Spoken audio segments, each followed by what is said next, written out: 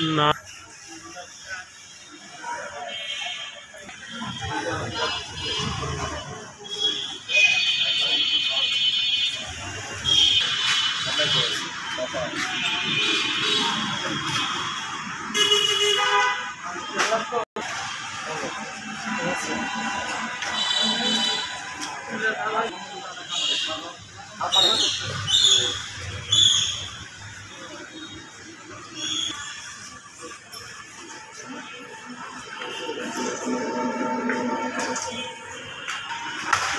ভিতরে যান না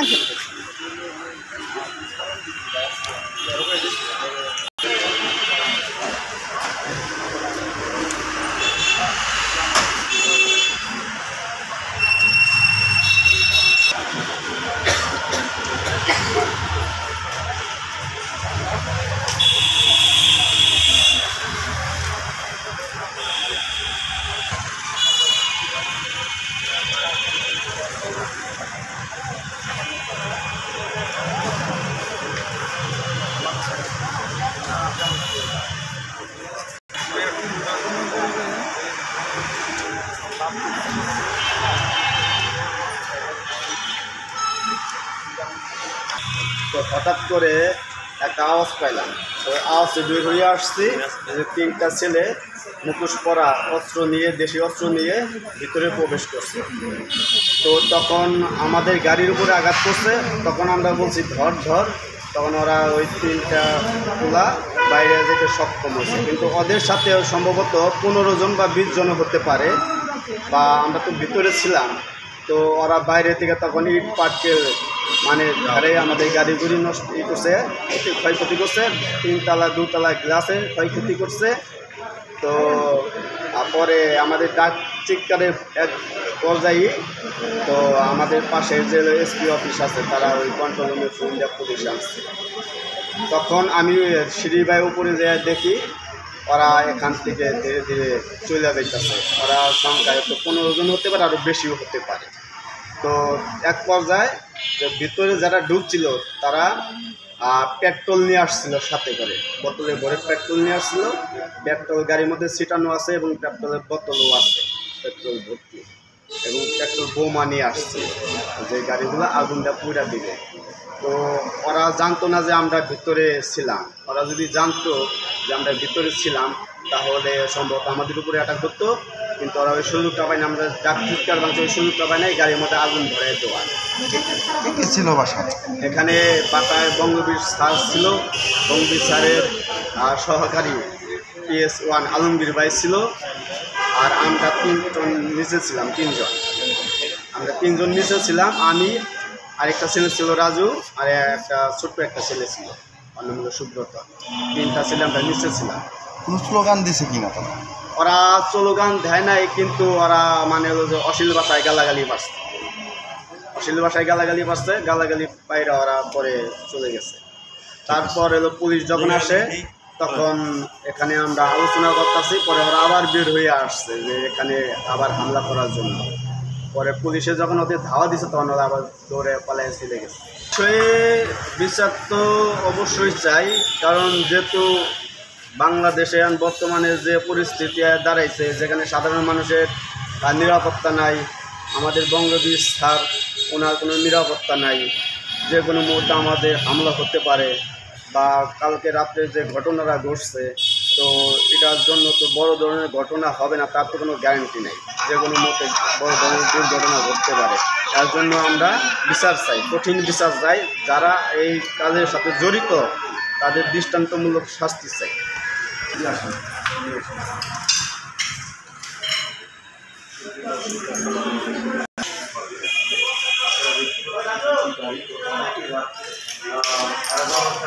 ঘটনা ঘটে তার গাড়ি কিছু মানুষ দাঁড়িয়ে আছে, গাড়ি ভাঙচুর করা হয়েছে।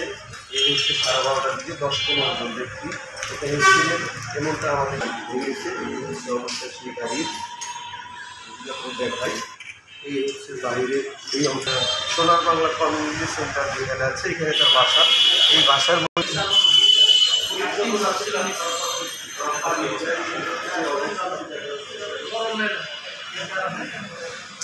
মিটিং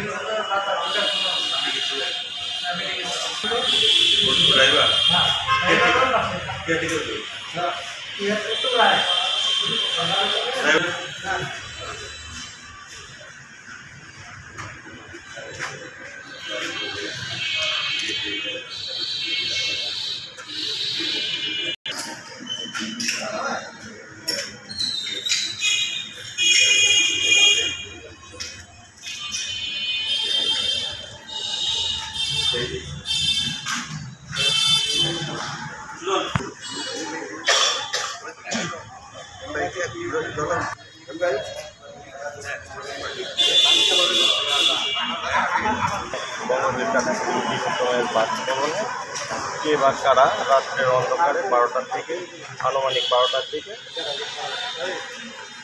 হেলমেট মুখোশ পরে এই সংগঠনের উপর গেট পার হয়ে গাড়ি এবং কেয়ারটেকার তাদেরকে আহত করে। দুজন কেয়ারটেকার ছিল ড্রাইভার, তাদেরকে বিভিন্নভাবে আঘাত করছে এবং আমরা করে গাড়ি বঙ্গবীর কাদেসি বিরুদ্ধে তার বাসভবনে এসে যে দেশের যে অরাজকতা শুরু হয়েছে, একজন বঙ্গবীর বাসভবনে যদি এইরকম হয়, নিরাপত্তাহীন মানুষ ভুগতেছে বাংলাদেশে এই অবস্থায়, আমরা কি সাধারণ মানুষ কি আশা করতে পারি?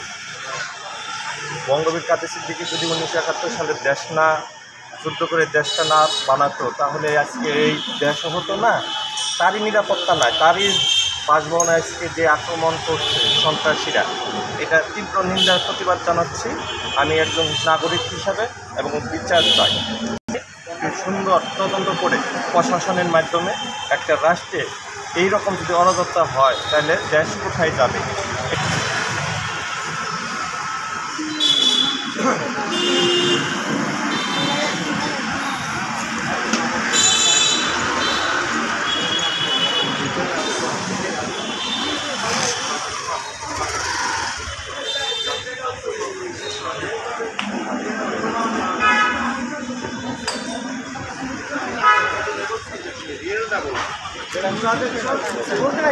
আসসালামু আলাইকুম। আচ্ছা, এই যে কালকে রাত্রে আমার দিকে তাকে আমি বলি, কালকে রাত্রে কখন কি হয়েছে, তুমি কোথায় ছিলে একটু বলতো? তারপরে 10-15 লোক আইসে বিগত রাত 11:30টায় আপনার হঠাৎ করে লোক আইসে বাসায় হামলা চালিয়ে দিচ্ছে।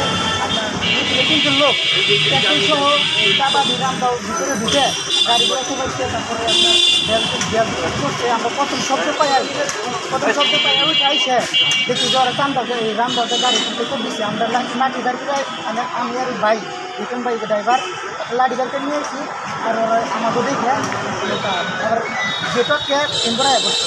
তারপরে 15-20 মিনিট টাক্কাল দেয়, মানে দেয়, মানে বৃষ্টির ঘোড়ার নাগাল বাড়িতে দেয় করতেছে। এরপরে ঘটনা হয়ে যাওয়ার পর 15 মিনিট করে প্রশাসন কি চান, এটা বিচার চান কিনা? বিচার চাই।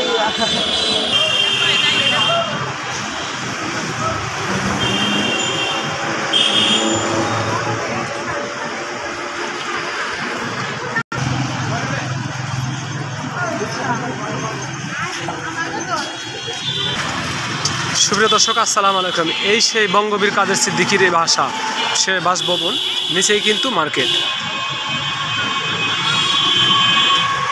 এইখানে রাত 12টায় 10-20 জন লোক এসে তার বাসভবনের উপর ইট পাটকেল ঢেল মেরে এবং কি ভিতরে যায়, রান্দাও চাপাড়ি নিয়ে নাকি গাড়ি ভাঙচুর করা হয়।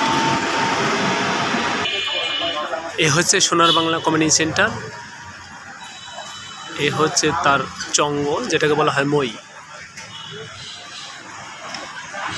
রাত্রিবেলায় এই মই দিয়ে ওভারটেক করে ভিতরে গিয়ে গাড়ি ভাঙচুর করে।